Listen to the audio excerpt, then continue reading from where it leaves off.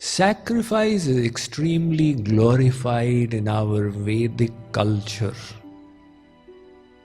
How did you raise your children? By sacrificing for them.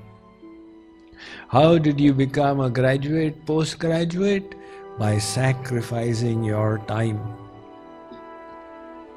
So sacrifice is the secret of progressing in virtue.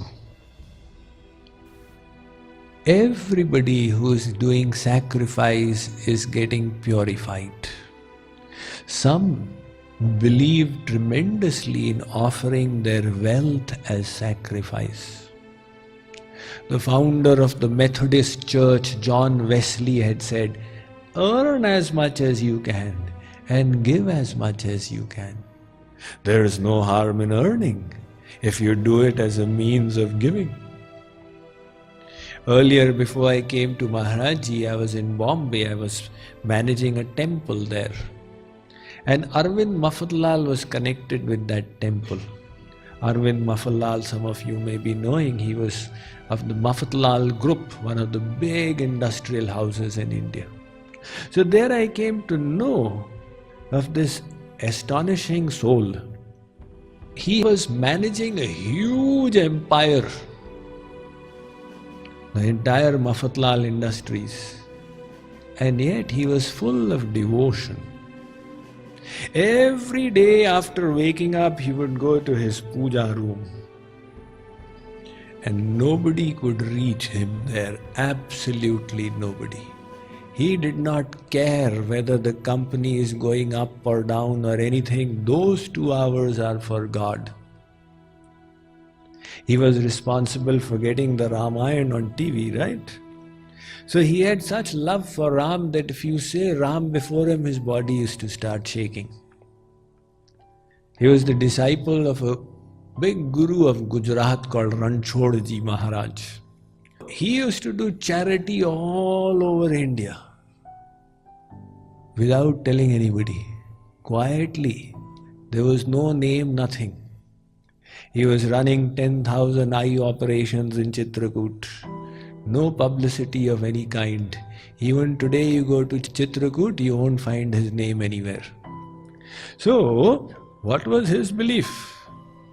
When he was a college student, he ran away from home and went to his guru and said, "I want to take sannyas." Guruji, seeing his background, he's coming from a big industrial house, said, No, you don't take sannyas, you do your worldly duty. So while doing his worldly duty, he just saw that this is a way of bhakti. Let me earn all I can and let me give all I can. That is the motivation behind Warren Buffett. He still lives in a 4-bedroom house. You know, sometimes as I travel around, I have been to our Indians. Once there was an Indian I went to.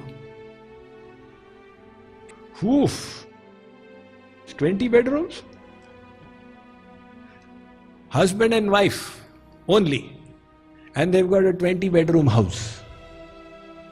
And they are so scared. I don't know what they are scared of, but in every room now they've installed Radha Krishna as an insurance policy.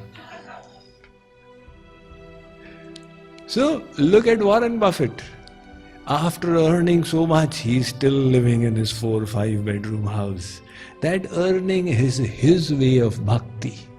Earn all you can and give all you can. From the point of view of God, He doesn't see how much you have given. He sees what percentage have you given, what austerity have you undertaken. When the BHU was being made in Kashi, Banaras Hindu University, so Madan Mohan Malviya, now this was in the time of Britishers, so it was the first Hindu university being made. He went around doing fundraising. And one rickshaw puller, he gave 12 annas, that is 3/4 of a rupee. So in the board of donors, his name came. Now somebody say he only gave 12 annas. Madan Mohan Malviya said he gave his 3 days income. He used to earn 25 paise every day. So he gave 12 annas. That means he gave his 3 full days income. That is why I put him out there. So God sees your bhav. So sacrifice is what purifies. There is the story in the Mahabharat. When Yudhishthir Maharaj was doing the Rajasuya Yajna, now he used to feed 10,000 Brahmans every day in a golden vessel, and they were to take the vessel back after that. While the Yajna was going on, one squirrel came. One side of its back was golden and the other was blank. The squirrel was repeatedly jumping on the other side.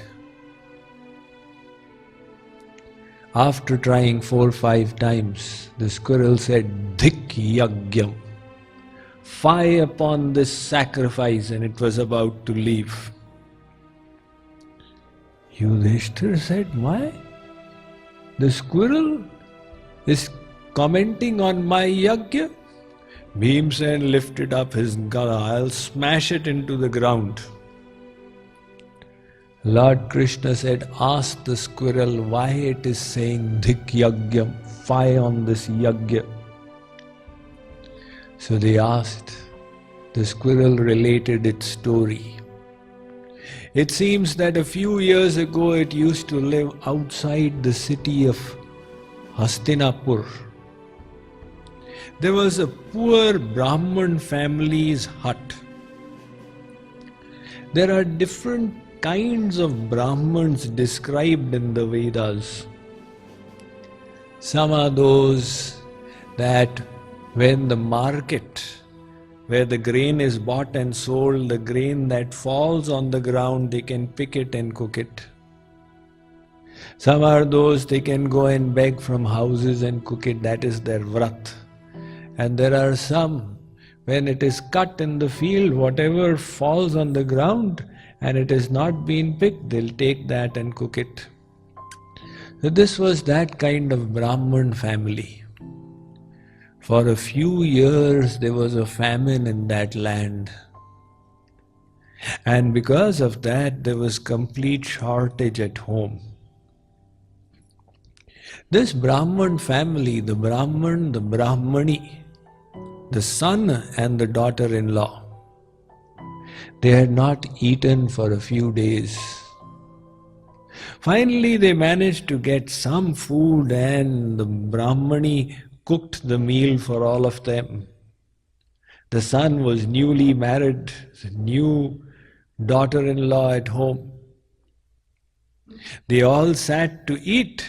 In the meantime, one Atithi, guest, arrived. He said, "Sir, I have come from very far. I am extremely hungry. Can you please give me something?" The Brahman called his wife and said, "Look, he is the guest. Our dharma is to sacrifice for him. You give him my share. I will not eat." The Brahmani gave that share to him. He ate, he thanked them, and he departed. Now 3 people's portion was remaining. The 3 of them sat to eat, and a second traveler arrived. He said, "I have come all the way from so far. Is there anything at all you can give me?" The Brahmani said, "Let me feed my share to him." They fed her share to this traveler. He ate his meal, he thanked them, and he went from there. Now 2 portions were remaining. The son and daughter-in-law, both of them were young, strong, energetic. The parents said, "Please sit and eat." The 2 of them were about to eat when a third traveler arrived. The son said, "If my parents can sacrifice, then why can I not sacrifice?" He said, "Please give my portion to this traveler." He was also satisfied and sent from there. Now only one portion was remaining. So the daughter-in-law was to sit and eat, and a fourth traveler arrived. The daughter-in-law said, "Look, I have to follow the tradition of the elders. You are going hungry to feed the guest. Please give my share to this guest. Atithi devo bhava." So when she said that and they fed the Brahman, the squirrel said, "I was watching the scene from one corner of the hut. At the sacrifice of that family, the devatas, they showered flowers from the celestial abodes." The squirrel says, "I was so happy, thrilled at what I saw. I leapt up, and when I fell down, the side on which I fell, that turned into gold. So one of my sides was gold and the other was not. I thought whenever I get a chance, I'll make the other side also gold. And then I heard the great Yudhishthir Maharaj is doing the Yajna, Rajasuya Yajna. Well, let me go and try it out." She said, "I repeatedly jumped, but nothing happened. That is why I said, Dhik Yajnam." Shri Krishna said, "Bhimsen, answer to the squirrel. You had lifted the gada, now what?" Bhimsen was without an answer. The squirrel departed. Yudhishthir said, "Maharaj, what deficiency remained in our yajna?" Shri Krishna said, "Yajna depends not on what you give, but on what is your capacity to give. You got it from here and there, from various people, and you gave it. And that poor family had nothing from that, they gave it. Your yajna cannot compare with theirs."